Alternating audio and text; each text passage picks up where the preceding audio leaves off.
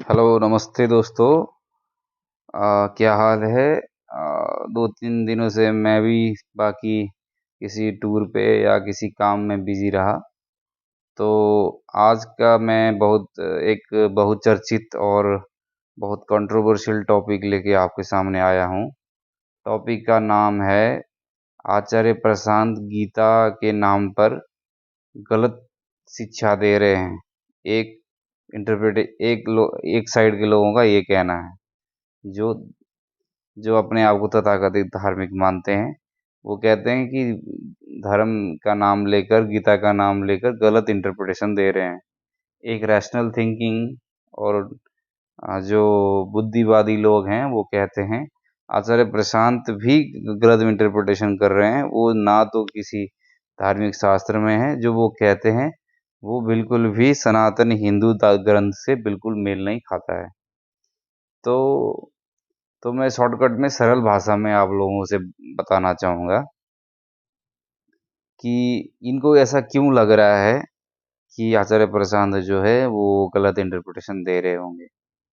तो इनके दिमाग में ना क्यों ऐसा आ रहा है, मैं आप लोगों के सामने थोड़ा-सा एक फिगर आउट देने लगा। जो थोड़ा बहुत मनोविज्ञान को पढ़ते होंगे, थोड़ा हिस्ट्री को पढ़ते होंगे, तो एक बार आप सोचिए, अगर कार्ल मार्क्स ने जो कार्ल मार्क्स नहीं, कार्ल मार्क्स शुरुआत करते हैं चार्ल्स डार्विन से।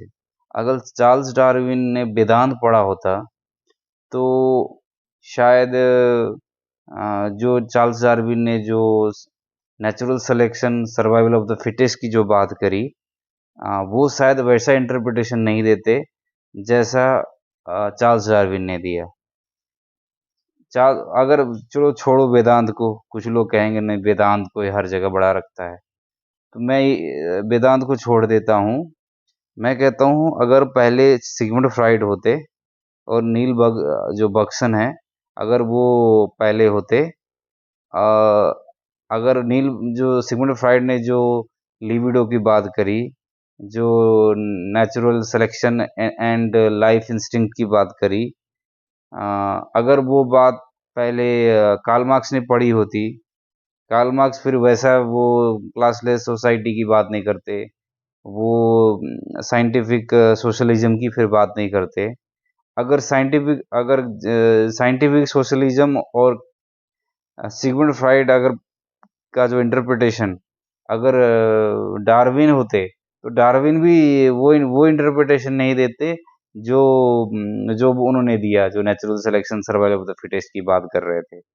तो जो ये जो इवोल्यूशन हुआ है जो नॉलेज में, और जो क्रांति हुई है, वो अपने आप में ही अगर हम सिगमंड फ्राइड को समझते हैं, तो जो कार्ल मार्क्स के जो क्लासलेस सोसाइटी की जो बात करते हैं, अपने आप में वो एक मजाक सा लगता है। तो साथ में अगर हम एलन वाइटल जो बक्सन का है, अगर हम उसको भी जोड़ देते हैं, तो क्या बोलते हैं, कार्ल मार्क्स का जो साइंटिफिक सोशलिज्म है, वो अपने आप में ही कहीं न कहीं निरर्थक लगता है। तो अ, हमें इस तरीके से देखना होगा कि जो अगर क्या बोलते हैं, अगर कार्ल मार्क्स ने वेदांत पढ़ा पढ़ा होता और भगवद गीता वगैरह पढ़ी हुई होती है, फिर वो उनका जो इंटरप्रिटेशन होता, वो कुछ अलग ही होता। तो ज्ञान भी तभी करके ऐसे करके ही राइज़ हो रहा है ना। पहले डार्विन आए, डार्विन ने जो बताया, उसके ऊपर फिर इवोल्यूशन थोड़ा और रिसर्च हुआ। फिर उसके बाद जो कार्ल मार्क्स ने दिया, कार्ल मार्क्स ने जो बताया सोशलिज़्म के, साइंटिफिक सोशलिज़्म के बारे में, इकोनॉमिकल जो इक्वल डिस्ट्रीब्यूशन के बारे में, जो बर्जुआ मज़दूर के बारे में, तो उसके बाद फिर वो तो बाहर-बाहर की बात थी। अंदर की बात जो मनोवैज्ञानिक जो लाइफ इंस्टिंक्ट और जो लिबिडो की बात करी, जो फिज़िकल सेंटर है, जो इंसान को मोटिव जो इंसान को चलाता है, उसके बारे में सिग्मंड फ्राइड ने बात करी। फिर साथ में ही एलन वाइटल जो लाइफ फ़ोर्स है, जो नेचुरल जो लाइफ फ़ोर्स है, जो बक्सन ने बात करी। तो ये चीज़ क्या हुआ है, साथ ही साथ और गहरा मतलब डेप्थ में जा रहे हैं इंसान के अंदर, मतलब बाहर से अंदर की तरफ, मन की तरफ जा रहे हैं ना। तो तो ऐसे इवोल्यूशन हुआ है। अगर ये चीज़ अगर ये चीज़ इसकी इनके सेंटर में अगर इन्होंने कभी अद्वैत वेदांत पढ़ा होता या आई के बारे में, मैं के बारे में, अहम के बारे में पढ़ा होता, तो इनका इंटरप्रिटेशन भी कुछ और होता। लेकिन ये एक संयोग मान लीजिए कि भाई जो नहीं होना चाहिए था ये हुआ, कभी उनको ऐसा मौका मिलता तो शायद कुछ आज की दुनिया कुछ और होती। तो अ, जो आज की समस्या है, आचार्य प्रशांत का जो टीचिंग है उसमें एक कोई बौद्धिक विलासिता नहीं है। उनका एक खास एक टारगेट है, उनका एक गोल है। उस गोल में वो जितने भी हमारे पास जो कलेक्टिव नॉलेज है, जो आज तक हमने अचीव करी हैं, साइंस, टेक्नोलॉजी, इवन जो मैनेजमेंट फील्ड से जो उन्होंने लिया है, मैनेजमेंट का भी इवोल्यूशन को उन्होंने अच्छे से यूज किया है। जैसे कि जो मोटिवेशन का वो इतना ज़्यादा विरोध करते हैं, वो क्यों करते हैं, वो भी उन्होंने देखा है। मोटिवेशनल जो जो मैनेजमेंट का जो इवोल्यूशन हुआ है, जैसे साइंस का भी इवोल्यूशन हुआ, वैसे ही टेक्नोलॉजी का भी इवोल्यूशन हुआ, वैसे ही मैनेजमेंट का भी इवोल्यूशन हुआ। तो उन्होंने जो सबसे खराब जो माना, जो मोटिवेशनल थ्योरी जो है, जो इंसान को जो इंसान को जो सबसे ज़्यादा नशा में रखता है वो है मोटिवेशन। तो आचार्य प्रशांत वो कर रहे हैं जो, क्योंकि जो एक हर एक जो पढ़ा लिखा बंदा है, जो भी एक रिसर्चर है, जो किसी भी ज्ञान से या किसी भी ज्ञान से कोई भी फील्ड से कहीं से जो दुराश्रय नहीं रखता है, वो दुर्भाव नहीं रखता है, वो सबको एक नज़र से देखता है। तो वही काम आचार्य प्रशांत ने किया है। और उनका तो सीधा लक्ष्य है क्लाइमेट चेंज, ग्लोबल वार्मिंग, इन सब के लिए वो सभी चीज का एक प्रयोग कर रहे हैं। तो उनके आचार्य प्रशांत के जो टीचिंग में भी यही चीज दिखता है, जो आम लोगों को समझ में नहीं आता है। सिंपल है कि भाई इंसान का जो मन है, मन को समझने के लिए मनोविज्ञान का भी प्रयोग किया है। तो इसमें प्रॉब्लम क्या है?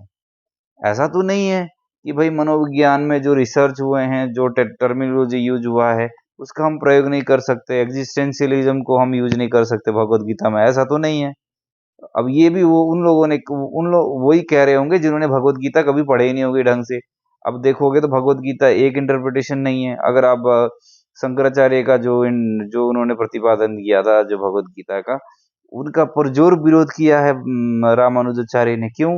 क्योंकि उस टाइम जो समस्याएं थी वो आचार्य मतलब शंकराचार्य के जाने के बाद जो समस्याएं देखी उन्होंने, फिर उसी हिसाब से उन्होंने भगवत गीता का अलग प्रतिपादन करना पड़ा। क्योंकि लोग जो है वो लाइफलेस हो चुके थे, लोग जो है पलायनवादी हो गए थे।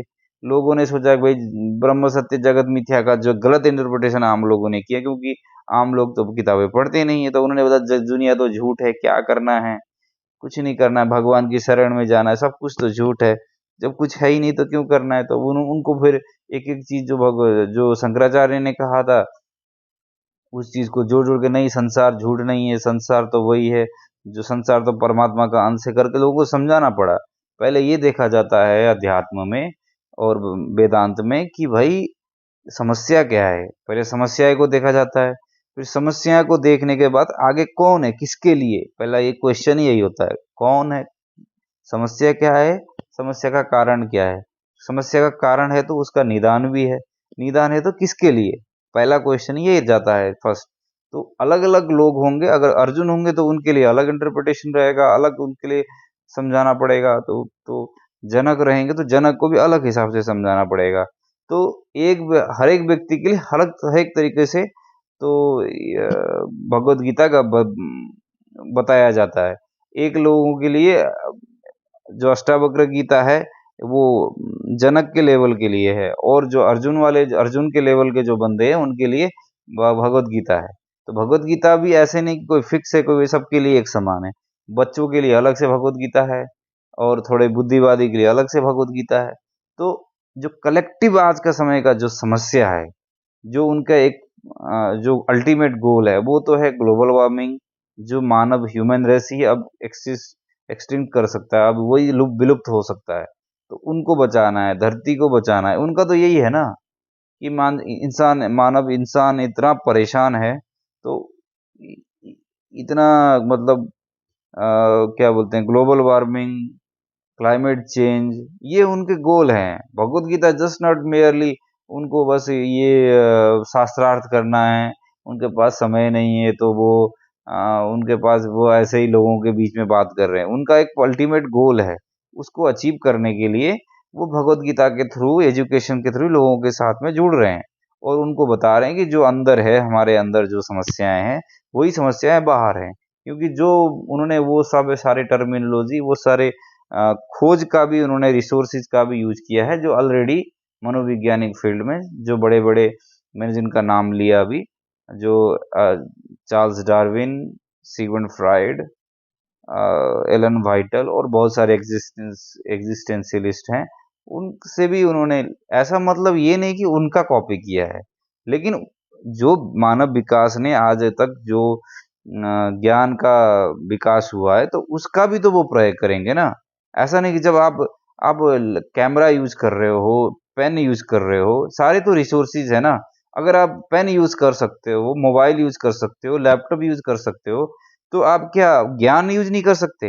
ये कैसी सोच है? आप जरा ये बुद्धिवादी लोगों को जरा समझना।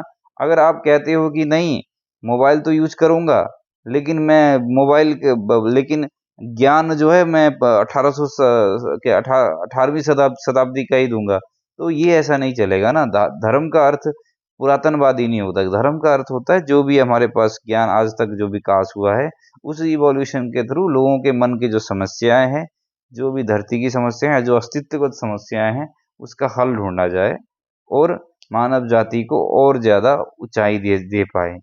यही होता है धर्म का असली इंटरप्रिटेशन, और आचार्य प्रशांत भी वही कर रहे हैं।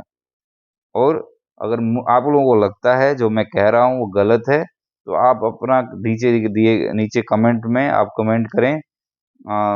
अगर गलत हूँ तो आप गलत बताइए क्या गलत है, लेकिन ज़रूर अपना प्रतिक्रिया, फीडबैक ज़रूर दीजिए। जय हिंद, नमस्ते।